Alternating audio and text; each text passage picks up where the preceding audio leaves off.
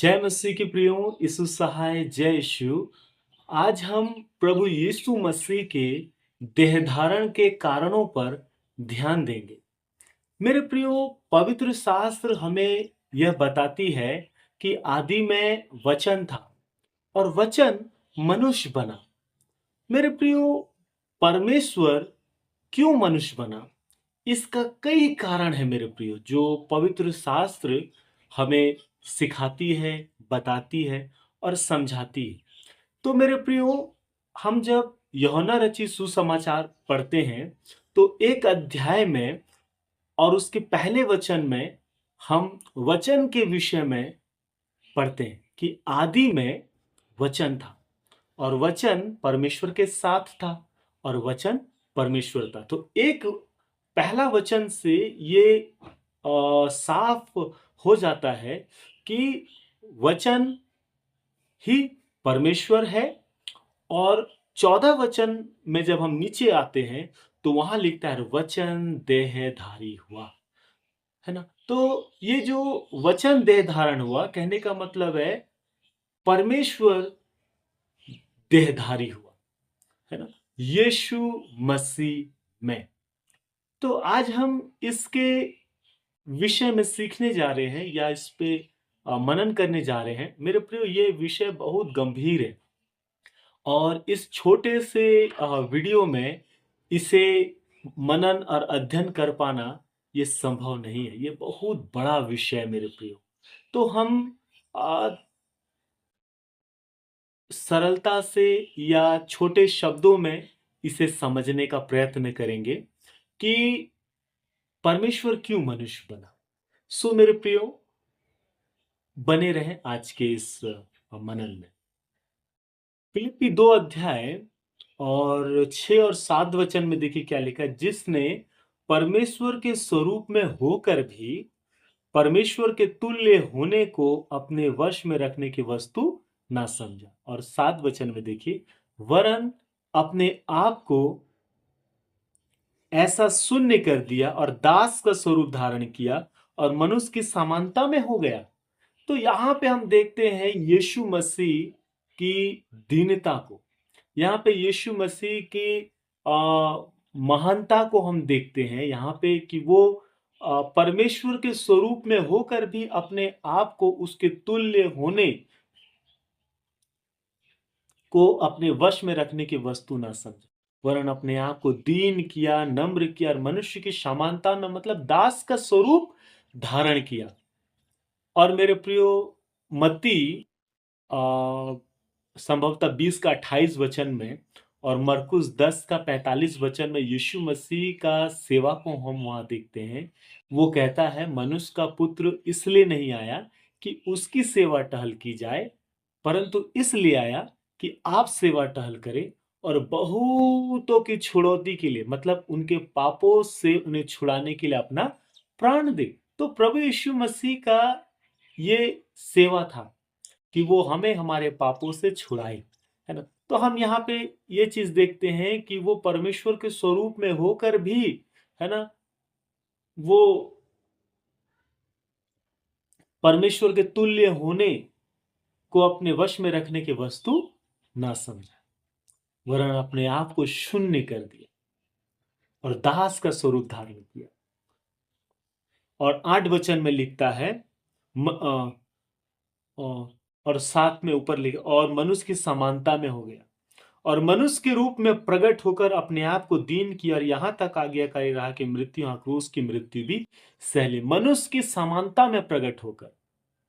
मेरे प्रियो, प्रभु यीशु मसीह देहधारी तो हुआ, परमेश्वर मनुष्य तो बना, परंतु हम यीशु मसीह का जन्म को देखते हैं। जब हम मत्ती में चले जाते हैं तो मत्ती हमें ये बताता है कि पवित्र आत्मा के द्वारा यीशु मसीह माता मरियम के गर्भ में आया और माता मरियम पवित्र आत्मा के द्वारा गर्भवती हुई, बिना किसी पुरुष के संपर्क में आए।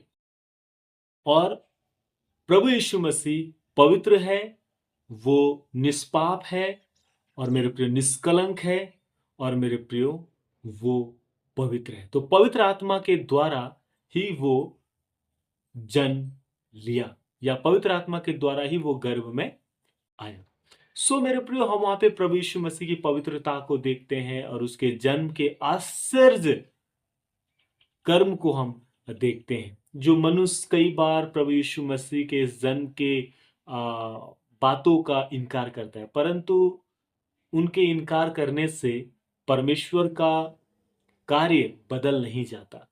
सो मेरे प्रियो, हम यीशु मसीह के विषय में देखते हैं कि वो मनुष्य बना, है ना? और इसका बहुत सारा कारण है कि परमेश्वर क्यों मनुष्य बना। ऐसा 7 कारण है मेरे प्रियो, और इन 7 कारणों के ऊपर मैं अभी चर्चा कर पाना इस वीडियो में मुझसे नहीं होगा। इसके लिए काफ़ी लंबा समय लगता है या लगेगा। कई मोटे-मोटे पुस्तक लिखे गए हैं मेरे प्रियो इन विषयों को सीखने के लिए। तो इस छोटे से वीडियो में इसे सीख पाना या मुझे सिखा पाना ये संभव नहीं है मेरे प्रियो, है ना? तो हम इसे संक्षिप्त में हम देखने का प्रयास करेंगे मेरे प्रियो। तो परमेश्वर क्यों मनुष्य बना, है ना? तो यीशु मसीह के देह धारण के कारण को हम यहाँ पे देखेंगे। तो उनमें से पहला ये है कि परमेश्वर की प्रतिज्ञा को पूरा करने के लिए। दूसरा है पिता को प्रकट करने के लिए। और तीसरा है एक विश्वास योग्य महायाजक होने के लिए। और चौथी बातें है पाप को दूर करने के लिए। और पांचवी बातें है शैतान के कामों को नाश करने के लिए।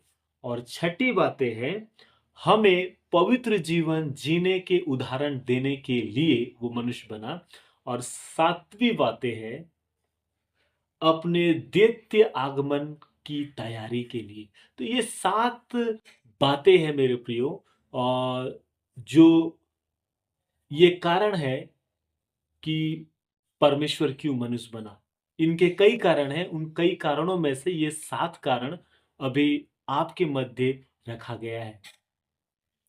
तो मेरे प्रियो, इनमें से जो सबसे पहला है कि परमेश्वर की प्रतिज्ञा को पूरा करने के लिए।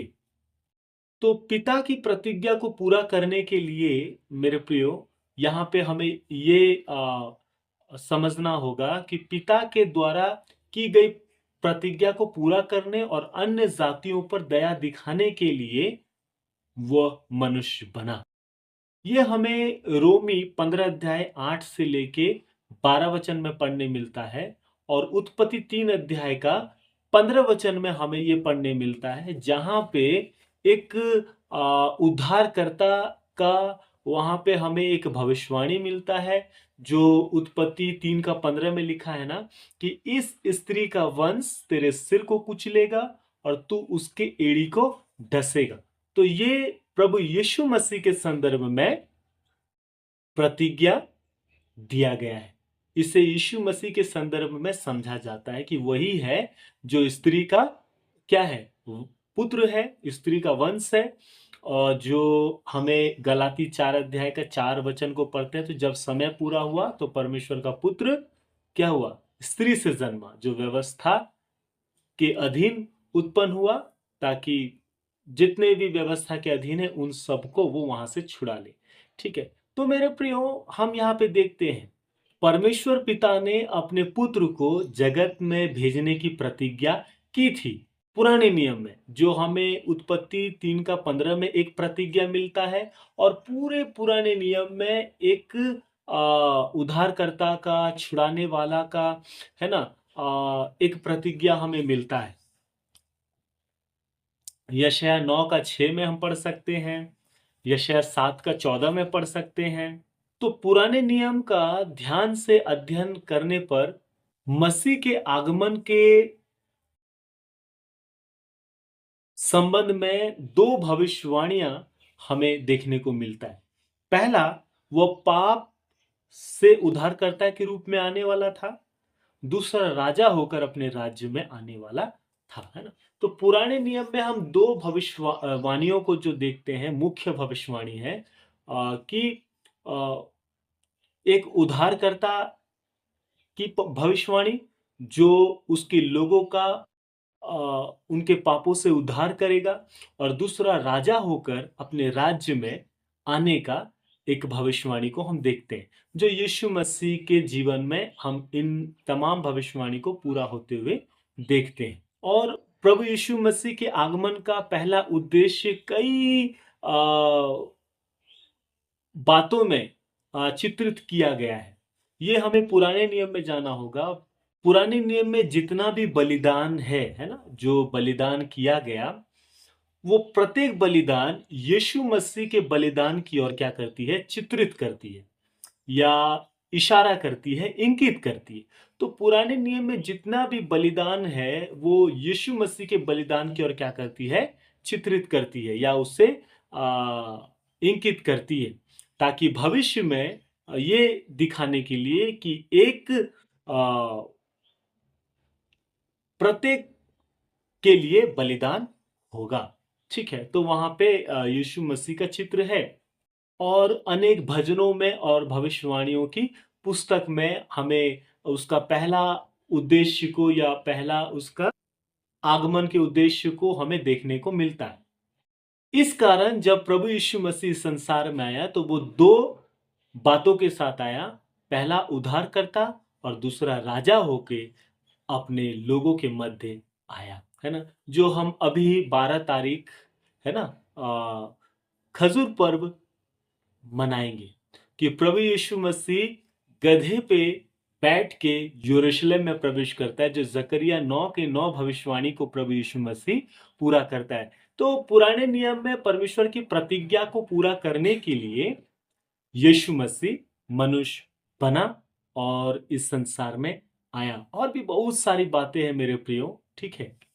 तो यीशु मसीह का राजा होकर अपने लोगों के बीच में आने के विषय में मत्ती 1:1 में लिखता है, वो इब्राहिम का संतान, वो दाऊद का संतान। तो मेरे प्रियो, उसका संबंध एक राजघराने से वो जोड़ता है, ठीक है? तो मत्ती यीशु मसीह को एक राजा के रूप में प्रस्तुत करता है मेरे प्रियो, ठीक है? और देखिए, जब जिब्राइल स्वर्गदूत जब माता मरियम के पास में आया, तो उसने उससे कहा कि प्रभु परमेश्वर उसे उसके पिता दाऊद का सिंहासन देगा। लूका 1:32 में, ठीक है? उसने खुद कहा कि मैं इसराइल की खोई हुई भेड़ों के लिए भेजा गया हूँ, मत्ती 15:24 में। परंतु उसके अपनों ने उसे ग्रहण नहीं किया। परंतु ये जो प्रतिज्ञात मसीह राजा है, जिसकी भविष्यवाणी, जिसकी प्रतिज्ञा पुराने नियम में किया गया है, जब वो अपने लोगों के मध्य आया तो उसके अपने लोगों ने उसे ग्रहण नहीं किया। यह हमें यूहन्ना रचित सुसमाचार 1 अध्याय में पढ़ने मिलता है कि वह अपने घर आया और उसके अपनों ने उसे ग्रहण नहीं किया। तो ये सारी चीजें वहां पे हो रही है यीशु मसीह का इस संसार में आने के बाद में। परंतु नीचे बहुत सुंदर बात लिखा, परंतु जितनों ने उसे ग्रहण किया, अर्थात इस प्रतिज्ञात मसीह राजा को जितनों ने ग्रहण किया, स्वीकार किया, परमेश्वर उन्हें अपना संतान, अपना बेटा और बेटी होने का अधिकार दिया। वे ना तो शरीर से, ना तो लहू से, ना मनुष्य की इच्छा से, परंतु वे परमेश्वर से उत्पन्न हुए हैं। तो ये बहुत ही अद्भुत बात है मेरे प्रियो। जितनों ने उसे ग्रहण किया, परंतु परंतु उसके अपनों ने उसे ग्रहण नहीं किया, है ना? तो ये दुख की बात रही कि उसके अपनों ने उसे ग्रहण नहीं किया, यीशु मसीह को। और मेरे प्रिय, यद्यपि भीड़ ने उसे दाऊद का पुत्र कहा। जब हम यरूशलेम में देखते हैं कि यीशु मसीह जब गधे पे सवार होके आता है ना? धन्य है वो जो पिता के नाम से आता है, ठीक है? और दाऊद के पुत्र को होसन्ना, ठीक है? इस तरह की बातें वहां पे हम घोषणा को देखते हैं, ठीक है? परंतु कुछ ही दिनों बाद अगुए के उकसाने पर उन्होंने उसे क्रूस पर चढ़ाने की मांग की, है ना? परंतु जो भीड़ आज यीशु मसीह का स्वागत कर रही है, परंतु कुछ ही दिनों के बाद भीड़ के उकसाने पर, है ना, शास्त्री, फरीसी, धार्मिक अगुवों के उकसाने पर भीड़ ने उसे क्रूस पर चढ़ाने का क्या किया? मांग किया। इस कारण वह हमारे बदले बलिदान होकर मरा और जगत का उद्धार करता और कलीसिया का कोने का सिर बना। तो इस कारण प्रभु यीशु मसीह हमारे बदले में, हमारे स्थान में, हमारे लिए वो क्या हुआ? हमें बचाने के लिए वो बलिदान हुआ और इस कारण वो जगत का उद्धारकर्ता और कलीसिया का कोने का आ, सिरा बना या वो पत्थर है। तो मेरे प्रियो, प्रभु यीशु मसीह अद्भुत रीति से पिता की प्रतिज्ञा को पूरा करने के लिए ही वो इस संसार में आया है ना? और उसके कई सारे प्रतिज्ञा को हम पुराने नियम में देखते हैं, जो प्रभु यीशु मसीह ने प्रत्येक भविष्यवाणी को, परमेश्वर के हर एक वचन को यीशु मसीह ने पूरा किया है। ठीक है? और मेरे प्रियो, बहुत सारी और भी भेद और रहस्य और गंभीर बातें जुड़ी हुई है। ठीक है? जो ज़रूर हम इन बातों पे चर्चा और मनन करेंगे मेरे प्रियो। और दूसरी जो बातें हैं मेरे प्रियो, दूसरी बातें हैं, ठीक है? पहली बातें तो हमने देख लिया कि परमेश्वर क्यों मनुष्य बना, देह धारण के कारण में, है ना? पिता की प्रतिज्ञा को पूरा करने के लिए। तो यीशु मसीह हर एक वचन को, हर एक प्रतिज्ञा को, वायदे को उसने क्या किया? पूरा किया। और दूसरी बातें जो है कि परमेश्वर क्यों मनुष्य बना, दूसरी बातें है पिता को प्रकट करने के लिए। ठीक है? तो पुराने नियम में हम परमेश्वर को एक सृष्टिकर्ता और संचालक के रूप में हम देखते हैं मेरे प्रिय, है ना? उसका वहाँ पर ही हम पवित्रता को देखते हैं, सामर्थ को देखते हैं, एकत्व को देखते हैं, प्रभुत्व को हम पुराने नियम में हम देखते हैं, है ना? और एक संचालक के रूप में हम देखते हैं जो अपने लोगों को संचालित करता है, पूरे सृष्टि को वो क्या करता है? संचालन करता है। एक संचालक के रूप में हम देखते हैं। ठीक है? वहां परमेश्वर के एकत्व, पवित्रता और सामर्थ, भलाई को प्रकट किया गया। पुराने नियम में हम परमेश्वर के सामर्थ को देखते हैं, उसके आश्चर्य कर्मों के द्वारा, है ना? उसके एकत्व को देखते हैं, है ना? और मेरे प्रियो, उसके पवित्रता को, उसके भलाई को हम, और उसके अद्भुत कार्य को हम पुराने नियम में देखते हैं। तो प्रभु यीशु मसीह ने परमेश्वर को पिता के रूप में दिखाकर प्रकटीकरण को पूरा किया है, क्योंकि पुराने नियम में परमेश्वर को एक सृष्टिकर्ता और मेरे प्रियो एक संचालक के रूप में दिखाया गया है। परंतु प्रभु यीशु मसीह परमेश्वर को पिता के रूप में दिखाकर प्रकटीकरण को पूरा किया। तो प्रभु यीशु मसीह जब इस संसार में आया तो वो हमेशा इस बात को, वो हर समय प्रभु के मुंह से, हे मेरे पिता, है ना? मेरे पिता के घर में बहुत से स्थान है। हे मेरे पिता, मैंने ये बात इसलिए कही ताकि लोग जाने कि तूने मुझे भेजा। तो हर जगह परमेश्वर को जब पुकारने का या उससे बात करने का जहाँ हम देखते हैं प्रभु यीशु मसीह को, तो परमेश्वर को पिता के रूप में वो क्या करता है? पुकारता है। यूहन्ना रचित सुसमाचार 1:18 में ही बहुत खूबसूरत बात लिखा हुआ है। परमेश्वर को किसी ने कभी नहीं देखा, एक लौता पुत्र जो पिता की गोद में है, उसी ने उसे प्रकट किया। तो हम यहाँ पे देखते हैं कि प्रभु यीशु मसीह परमेश्वर को पिता के रूप में प्रकट करने के लिए भी मनुष्य बना। ठीक है? तो नए नियम में हम एक मुख्य विचार को देखते हैं कि परमेश्वर के लोगों का परमेश्वर के साथ एक पिता का संबंध को हम देखते हैं कि अब नए नियम में यीशु मसीह के द्वारा परमेश्वर के साथ उसके लोगों का एक पुत्र पुत्री का एक एक पिता का संबंध को हम यहाँ पे देखते हैं। ठीक है? तो मेरे प्रियो, और परमेश्वर पिता होने के नाते अपने संतान से कोई भी भली वस्तु नहीं रख छोड़ता है ना? वो पिता होने के कारण वो उससे प्यार करता है, उसे क्षमा करता है, उस पर दया दिखाता है ना? तो ये पिता का बहुत ही खूबसूरत यहाँ पे हम संबंध को हम देखते हैं। तो परमेश्वर के संतान का अपने स्वर्गीय पिता के साथ संबंध नए नियम का बहुमूल्य विचार है ना? अर्थात नए नियम में ही परमेश्वर को पिता के रूप में हम देखते हैं। तो मेरे प्रियो, परमेश्वर के संतान का स्वर्ग पिता के साथ संबंध नए नियम का बहुमूल्य विचार है।